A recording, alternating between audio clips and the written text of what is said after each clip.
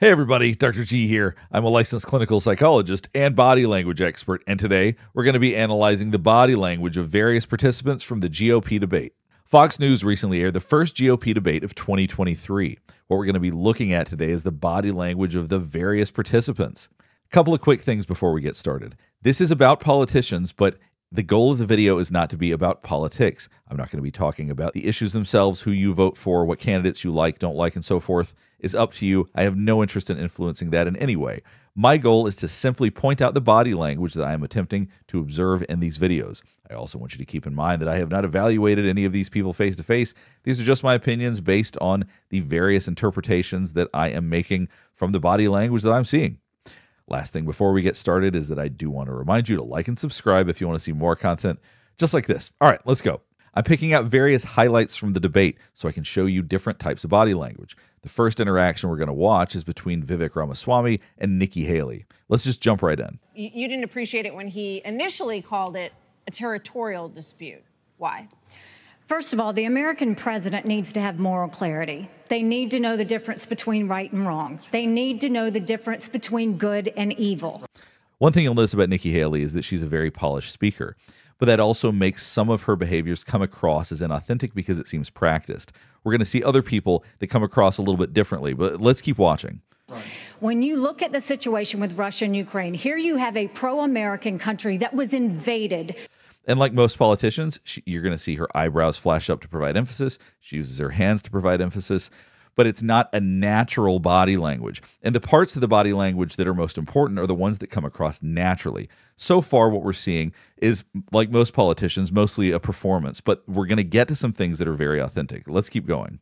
By a thug. So when you want to talk about what has been given to Ukraine, less than 3.5% shook hands before the Olympics. Now, you'll notice she's pointing up. Now, pointing, when it's just in a general direction, is a way to emphasize. But if you're pointing at someone, it can be seen as aggressive. Just keep that in mind as we keep going. And name themselves unlimited partners. A win for Russia is a win for China. So this is a point that she really wants to emphasize, and she wants to emphasize aggressively. A win for Russia is a win for China. So that's the message she really wants people to hear, and she wants people to know she feels aggressive about it. Watch this again and watch how her body language changes. Name themselves unlimited partners. A win for Russia is a win for China. We have to know that. Ukraine is the first line of defense for... So when she goes back to talking about Ukraine as the first line of defense, she's not pointing anymore. Now she's pinching her fingers as she talks. Now watch how Ramaswamy reacts to this. And the problem that Vivek doesn't understand is he wants to hand Ukraine to Russia. He wants to let China eat Taiwan. He wants to go and stop funding Israel. You don't do that to friends. What you do instead is you... Now, Vivek Ramaswamy has a much broader range of emotions than Nikki Haley does. On his face, he immediately starts showing more emotion. His eyebrows tend to be a lot more emotional. I'll go back and then we're going to keep going. And stop funding Israel. You don't do that to friends. What you do instead is you have the backs of your friends. Ukraine is the front line of defense. And then there's the smile. Now, this goes to show how much awareness these politicians have of an audience. Smiling can oftentimes be a way of deflecting. It makes it seem like you are not taking the other person seriously because they don't have a good point. Getting angry or showing anger can sometimes suggest that there's a point that's worth fighting for. Him smiling right now is a way to be dismissive of the points that she's making. And you are choosing a murder over a pro-American country. All right, so as you can see, Ramaswamy immediately is pointing at Nikki Haley. So this is something that he's going to feel emotional about, and this is something he wants people to know he feels emotional about. So this is an act of hostility by pointing at her like this. First of all, Mr. Ramaswamy, you have 30 seconds. Mr. DeSantis, Nikki, I wish you well in your future career on the boards of Lockheed and Raytheon. So he came out with an insult. So he started by pointing at her because you could see that something hostile was coming. Watch this interaction again, then we'll keep going. Mr. DeSantis, Nikki, I wish you well in your future career on the boards of Lockheed and Raytheon. I'm not on the fact of the matter, and Boeing came off of it, but you've been pushing this lie. You've been pushing this lie all week. And you'll see he closes his eyes. It could be the way that she's speaking to him. It could be the fact that she's raising her voice and that she is getting more overtly hostile, but he's closing his eyes when he's talking. And that's a way that we block out things that we don't like. Watch this part again, then we'll keep going. And also note that she is not pointing at him right now. She's got her hands closed because she's trying to keep her composure, despite the fact that her voice sounds quite hostile. Right down. And you know, Boeing you came off of it, but you've been pushing this lie. You've been pushing this lie all week, Nikki. You want to go and defund Israel? You want to okay, let me address that. I'm glad you brought that up. I'm going to address each of those right now. And he continues to point at her. Now, we don't like it when people point at us. It evokes something very visceral in us because it feels like someone's talking down to us. It feels like a power play. And as you can see right here, now she's starting to point. She's starting to mirror his behavior because now she's really starting to get frustrated. The false lies of a professional college. So she was trying to maintain more decorum, I think. She tends to be someone who's very controlled. Her body language tends to look very practiced, a little bit less authentic than some of the other people on the stage. But now she's having a hard time holding back some of this body language because she's feeling very frustrated. There you have it. Your watch, so the reality make America less safe. You have no foreign policy experience, and it shows. And you know what? The foreign policy experience that you... All right, now you see him holding his hands out. Now, we do this when we want to take up more space. We see this as a dominant act. So now she's coming at him aggressively. He's trying to take up more space. Shows in the pointless wars we've gotten into. I have to address that. So our relationship with Israel will never... So now we're going to watch Ron DeSantis and Mike Pence interact for a minute. We've got to focus on your future. We've got to focus on reversing the decline of our country. Right. I learned in the military, I was assigned with U.S. Navy SEALs in Iraq. So for a brief second, when he talked about being assigned with U.S. Navy SEALs in Iraq, he started to look down a little bit. Oftentimes, we associate that with losing confidence with what we're talking about. So for some reason, as he was talking about being assigned with U.S. Navy SEALs in Iraq, you saw him look down. I don't know why that would potentially make him lose confidence, but that's how I interpret that behavior. Let's watch that again. Country. I learned in the military, I was assigned with U.S. Navy SEALs in Iraq, that you focus on the mission above all else. You can't get distracted. So Republicans, we've got to look forward, and we've got to make sure that we're bringing the message that can win. And something else that he does a lot is he blinks a lot compared to other people. We oftentimes associate blinking with stress. Now, I don't know if it's because the lights are really bright. There's a lot of reasons people could blink a lot, but we oftentimes do associate that with higher levels of stress. Vice President Pence. All right, as you can see right now, Ron DeSantis has his hands on his hips. We oftentimes do this as a dominant stance. It's a way to make us look more powerful. Now, let's keep watching, and then we're going to talk about it a little more. All right, so it didn't last very long. So it's sort of a non-committed attempt at dominance. He wants people to listen to what he just said. He's trying to be very assertive about it, but he very quickly lets go of that stance. Let's watch him do that again, and then we'll keep going. Did not answer the question. Vice President Pence, what do you think, Vice President, is to support and defend the Constitution of the United States? I think. So now Mike Pence is taking up a lot more space and is doing it in a much more confident fashion. So somebody watching this might have more confidence in what Mike Pence is saying because he's doing this in a fluid and natural way. I think the American people deserve to know whether everyone on this stage. Is this what we're going to be focusing on? I'm relieved. Going forward? The rehashing of this? I'll tell you. Now, this is interesting. Watch his eyebrows. We oftentimes look for emotion in the eyebrows. Is this what we're going to be focusing on? I'm relieved. Going forward? The rehashing of... So right here, when he's saying the rehashing of this, that's what we see as sadness. Now, I'm not saying he's actually feeling sad right here, but that is his goal when he's trying to elicit an emotion. I don't think he's consciously thinking of this. He wants people to go, it's a regrettable thing to talk about this. We shouldn't spend our time talking about this. And so that's what his eyebrows are reflecting. Polls consistently show that young people's #1 issue is climate change. How will you, as both President of the United States and leader of the Republican Party, calm their fears that the Republican Party doesn't care about climate change? So we want to start on this with a show of hands. Do you believe in human behavior? So I don't know if you were paying attention to who moved, but Ron DeSantis put his hand on his hip just now. He's trying to take up more space, a dominant move. So when they start asking, do you believe, I have a feeling that means he's not going to answer this question. He wants to say something, and he doesn't like the idea of having to raise his hand about this. I don't know if he feels like that this is an issue that is going to be challenging to try to navigate. Maybe it's something he doesn't want to raise his hand on. But There is a dominant display of body language right there. We're going to go back, watch that again, and then I'll let it continue forward.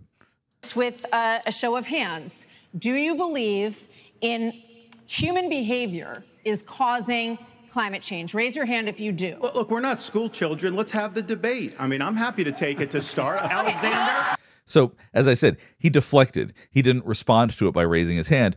He's now trying to say whatever it is that he wanted to say. So do you want to raise your hand or not? I don't think that's the way to do. So let me just say to Alexander this. See, I don't think that's the way to do. He's definitely trying to take a dominant stance and say, I'm not going to do what you're asking of me. First of all, one of the reasons our country's decline is because of the way the corporate media treats Republicans versus Democrats. Biden was on the beach. So you'll notice when he was talking about the corporate media, he used an open hand. When he talked about Biden, he pointed. He wants there to be different feelings based on what he's talking about. Watch this part again. Corporate media treats Republicans versus Democrats. Biden was on the beach while those people were suffering. So obviously that's something that he feels very strongly about. You can see actual anger in his brow. So he does actually feel something about this. He was asked about it and he said, no comment. Are you kidding me? Are you bought and paid for? I'm sorry? Are you bought and paid for? Absolutely not. I mean, here's what the American people deserve is a debate about the issues that affect their lives. Going back and forth, being childish is not helpful to the American people. Now, Tim Scott's body language, interestingly, seems a lot more authentic than someone like Nikki Haley's. He has a certain level of comfort around what he's doing. His hands appear more relaxed. His body's a little bit more relaxed. The way he speaks is a little bit more relaxed than many people on the stage. Let's keep going. To decide on the next leader of our country. Number one, wait a second. Number two, as a kid who grew up in a single-parent household mired in poverty, I wondered, was the American dream real for kids who were devastated by poverty, devastated by the challenges of life? I came to the conclusion that America can do for anyone what she's done for me if we focus on restoring hope, creating... It's interesting because in essence, he still has the same type of practiced body language that Nikki Haley does, but his comes across as a lot more calm just because of the way that he does gestures. She is so precise, it comes across as inauthentic. Whereas Tim Scott, at least in my opinion, his comes across as more authentic. Once again, not a judgment on what he's saying or the quality of what he's saying, but just in terms of his body language, it feels more natural. Opportunities and protecting America.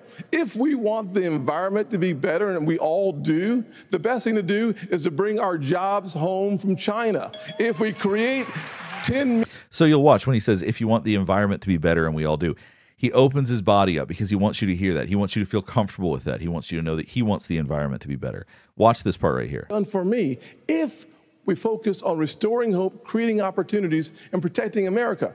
If we want the environment to be better, and we all do, the best thing to do is to bring our jobs home from China. So it shows that he wants you to feel comfortable about the idea that he was concerned about the environment, but he really wants you to be more concerned about China and jobs and all of those things. His body language reflects that. America, do it quickly. America has cut. I'm a Southern boy, I talk slow. So America, that was quick. America. And once again, he has a very natural way of speaking. When he smiles, his eyes wrinkle at the sides. It seems like a genuine smile. It doesn't just seem like a performance. And that, I think, probably is endearing to people. It probably makes them feel more connected to him. So those kinds of interactions actually help politicians a whole lot because it humanizes them. It makes people feel more connected. Has cut our carbon footprint in half in the last 25 years. So now we're going to watch them all talk about whether or not they would support Trump if he was convicted. This is the last part that we're going to watch, but there's a lot of very interesting body language in this part. You all signed a pledge to support the eventual Republican nominee. If former President Trump is convicted in a court of law, would you still support him as your party's choice? Please raise your hand if you would. So Ramaswamy, not surprisingly, raised his hand immediately. Nikki Haley, Tim Scott shortly following behind. I don't think that they were waiting for somebody to raise theirs before they raised their hands. I think that Ramaswamy just happens to be very quick. That being said, Ron DeSantis, Pence, and Christie, we're going to get to them. All right, so you may have been watching the hands of them being raised. We're going to jump back. Watch Ron DeSantis as he goes through this. Party's choice. Please raise your hand if you would. Looks to his right, and nobody's raising their hand. Looks to his left, sees that the people are. Then he raises his. It's very interesting to see because oftentimes with body language, we look at involuntary behaviors. This obviously is very much a voluntary one, but it's interesting to see the process he went through trying to decide whether or not he wanted to raise his hand. And then Pence followed suit. And then Christie did. And then he wagged his finger, which to me, I think he was signaling yes, he would. But I think he immediately regretted that. Let's watch Christie again, and then we're going to see what he says.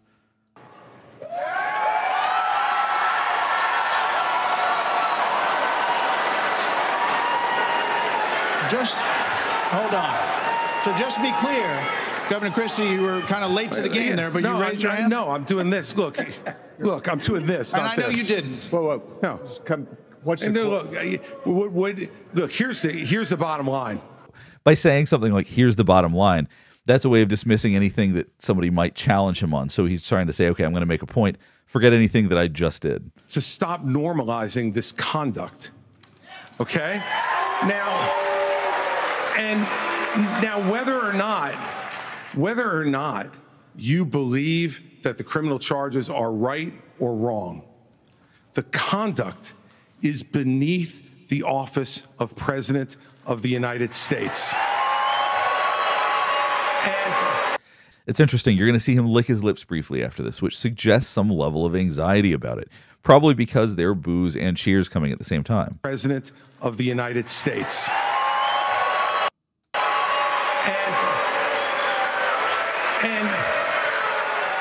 And you know, even if you're a practice speaker, I think people booing you generally is challenging. I think that it's hard, even if you're used to it happening. Obviously, he's been in the public eye. He's been a politician forever. So I'm sure he's used to this to some degree, but I think it still affects you to some extent. This is the great thing about this country. Booing is allowed, but it doesn't change the truth. President Trump, I believe, was the best president of the 21st century. It's a fact. And Christie, honest to God. Now you're seeing him blink a lot, and oftentimes this can denote stress. It can also suggest excitement. This may be his time to shine, so to speak, because this is a message I think that he really wants people to hear. This is exciting for him. It's going to be polarizing for some folks, obviously, but for the people that would support him, this is important. So I think that part of the reason you're seeing a lot of energy out of him right now is that this is an important point for him. Let's go back and watch that, then we'll keep going. 21st century. It's a fact. And Christie, honest to God, your claim that Donald Trump is motivated by vengeance and grievance would be a lot more credible if your entire campaign were not based on vengeance and grievance against one man. It goes both ways, brother. You sit here in an answer. You sit here in an answer right. And see, he licked his lips again. You know, even though I talked about how he's been in politics for a long time, the landscape of politics has changed a lot in the past 10 years or so. So this isn't something that I think that many politicians have really been through, because there's a certain level of decorum that people oftentimes show each other. So getting booed like that probably feels a little bit strange. We'll go back and then we're going to keep going. Here in an answer right.